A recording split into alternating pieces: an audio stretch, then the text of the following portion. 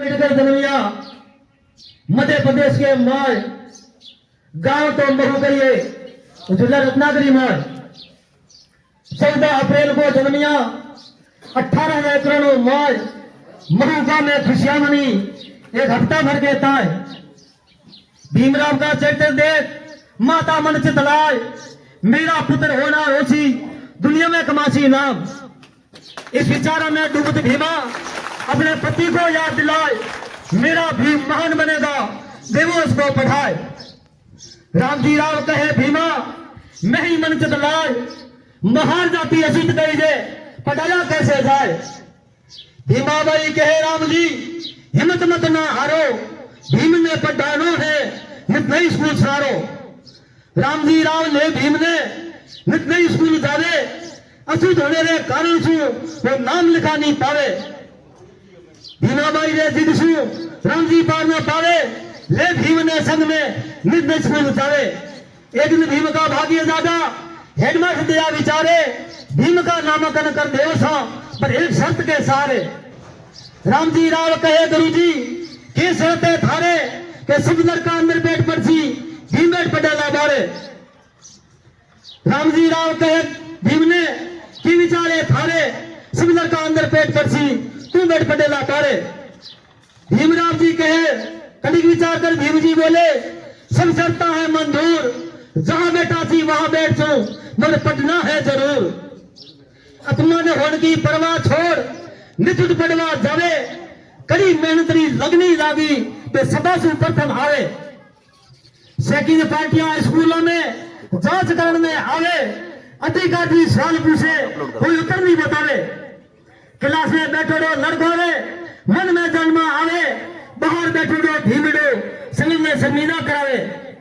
अधिकारी सवाल करवा भीम ने अंदर बुलावे अछूत अछूत करने समझर का आडा फिर जावे। बोर्ड लारे से खाना हटावे भीम जी अंदर आवे अधिकारी द्वारा पूछा सवाल सल करने बतावे। हेडमास्टर अम्बेडकर जी मन में विचार लावे भीमराव जी उत्तर नहीं बतावे तो आबरू मारी जावे।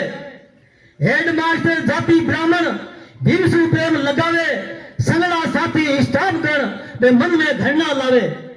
हेडमास्टर जी ने कई हो आ समझ में नहीं आवे सब स्वर्णों में छोड़ने एक असूचने गले लगावे। प्यारे छात्रों ब्राह्मण जाति के हेडमास्टर अम्बेडकर जी ने किसी अछूत जाति को गले नहीं लगाया था उसकी योग्यता को लगाया था। जो बाबा साहब की योग्यता पूरे विद्यालय के अंदर जो सेकंड पहले जांच करने के लिए आई थी उसमें उनका मायना बाबा साहब डॉक्टर भीमराव अम्बेडकर ने लगाया। सबको ये तो कि गुरु जी पढ़ाई जरूर कराते हैं पढ़ाते जरूर है लेकिन क्लास में बैठे लड़के लापरवाही से पढ़ते नहीं है। बाहर बैठा भीम सबसे आगे बढ़ता है। प्राइमरी पढ़ाई पूरी की उस पढ़वाने जावे हेडमास्टर कहे भीम आप पढ़ाई काम के आवे। महाजाति दलित वर्ग ने सब अछूत कहे न नौकरी न मजदूरी न कोई हाथ लगावे। हेडमास्टर कहे भीम आप तगड़े पढ़सी अरे ऊंची पढ़ाई करने भीम आगे तो के करसी। भीमराव जी कहे गुरु जी पढ़ने बैरिस्टर बनसा सदी से दबोड़ो दलितों ने मैं असली न्याय दिलासा। हेडमास्टर कहे भीम आगे और के करसो भीमराव जी कहे गुरु जी समय आप पर कैसो।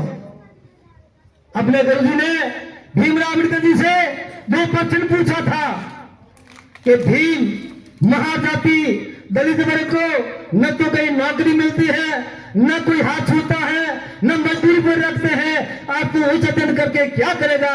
बाबा साहब ने उत्तर दिया गुरुजी मैं पढ़कर बैरिस्टर बनूंगा और सदियों से दबे दलितों को असली न्याय दिलाऊंगा मैं इसलिए पढ़ाई कर रहा हूं।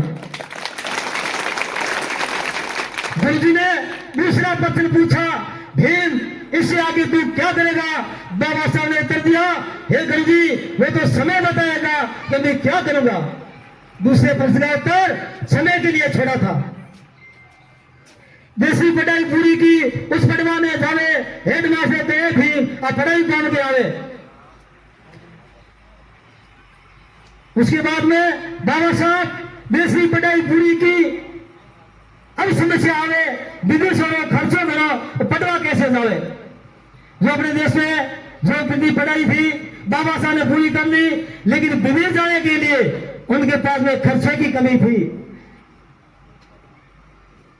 मनसा पूर्ण हुई भी मन मन विस्तारे, ईसाई जातियों के लुचकर साथी आज उपाय बतावे। बड़दा नरेश गायकवाड़ जी घना दयालु कहावे, शीश नवाजा सहायता करो, शीश नवाजा नमता करो, पूरे काम से दो जावे। दोनों साथी उठ परवाते बड़दा शहर में जावे, गायकवाड़ जी गादी पर बैठे भीम जाकर शीश नवावे। नम्रता देख नरेश जी बोले, कौन है तू कैसे आयो बारे। भीमराव जी कह रहे थी नम्रता देख नरेश जी बोले, कौन है तू कैसे आयो बारे। विदेश से पढ़ाई करना छात्रवृत्ति नहीं मारे, छात्रवृत्ति की जरूरत है, मेरे पास खर्चे की कमी है, मैं खर्चे के लिए आपके पास आया। भीम गुरु ने परखत नरेश जात पात नहीं सारे, विदेश जा पढ़ाई करो छात्रवृत्ति भेजाओ थारे। 25 रुपयों की छात्रवृत्ति गायकवाड़ जी ने शुरू की थी। बड़दा नरेश की कृपा हुई, भीम विदेशों जावे, 7 भाषाओं में जाता भी कई डिग्रियों पाए। विदेश योग्य बनाओ शर्त निभानी पड़सी, 10 वर्ष नौकरी सेवा बड़दा में देनी पड़सी। गायकवाड़ ने भी बाबा साहब जी के सामने शर्त रखी थी कि भीम मैं छात्रवृत्ति देकर विदेशों आपको भेज रहा हूं, लेकिन एक मेरी शर्त है, आपको 10 वर्ष हमारे बड़ौदा में सर्विस देनी पड़ेगी और बड़ौदा को सुधारना पड़ेगा।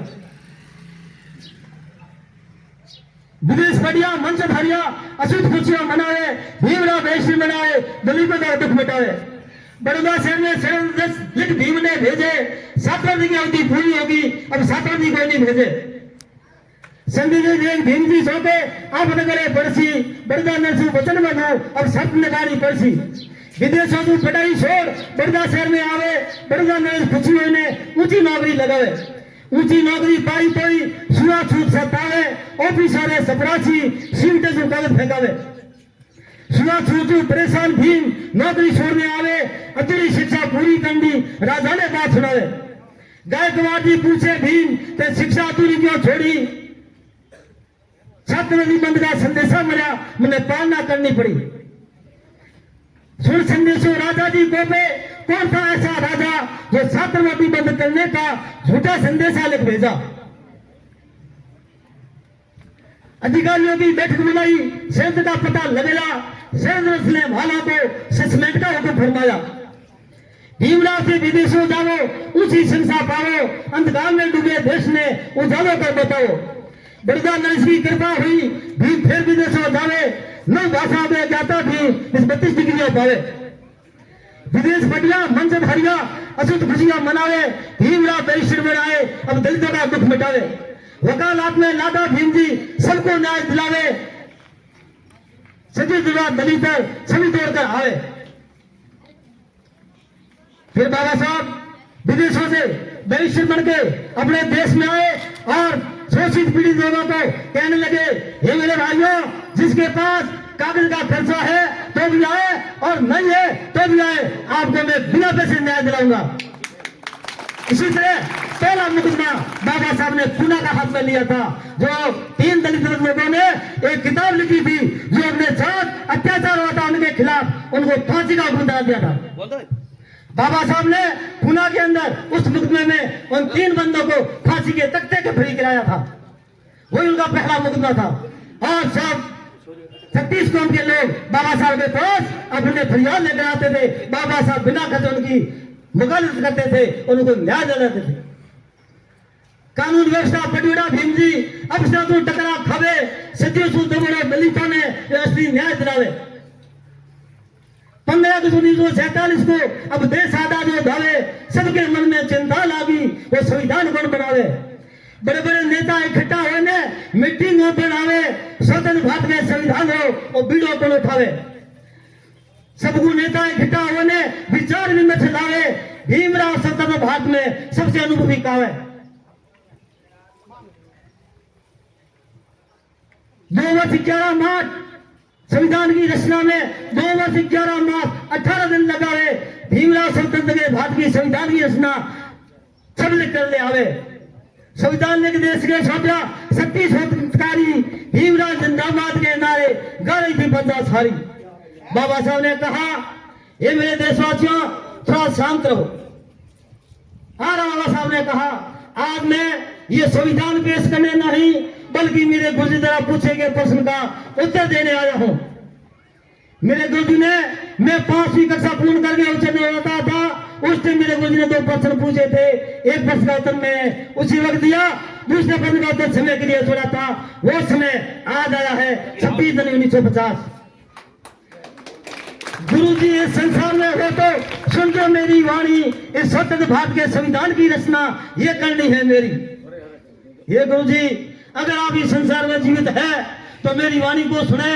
अगर आप संसार छोड़ के चल बचे हैं, आपकी आत्मा या कहीं भटक रही है, तो मेरे शब्दों को सुने। आपके पत्रिका उत्तर भारत के संविधान की रचना है। बाबा साहब के नाम से संविधान की बात पर पंडाल में तालियां गूंज उठी, बाबा साहब के जयकारा गूंज रहे। बाबा साहब ने कहा, मेरा जयकारा मत बोलो, मैं कुछ नहीं किया। बाबा साहब ने कहा, गुरुजी आपके उपदेशांशु जिंदगी सुधरी भारी। गुरुजी आपके उपदेशांशु जिंदगी सुधरी भारी। गायकवाड़ जी सहायता की और महिमा सबे थारी। मेरा कुछ नहीं है, गुरुजी ने मुझे जो सुसंदेश अच्छे उपदेश दिए उससे मैं आगे बढ़ा और गायकवाड़ जी सहयोगियों ने मुझे साथ दिया, इससे मैं यहाँ तक पहुंचा हूँ। उनको धन्यवाद दो। संविधान ने देश को छापा सत्ती हितकारी भीमराव जिंदाबाद के नारे गाड़ी थी प्रजा सारी। बालाराम कविता रचे महिमा भीमराव जी थारी।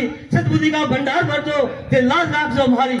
इन्हीं शब्दों के साथ मैं मेरी वाणी को विराम देता हुआ सबको धन्यवाद। जय हिंद, जय भीम, जय जय संविधान।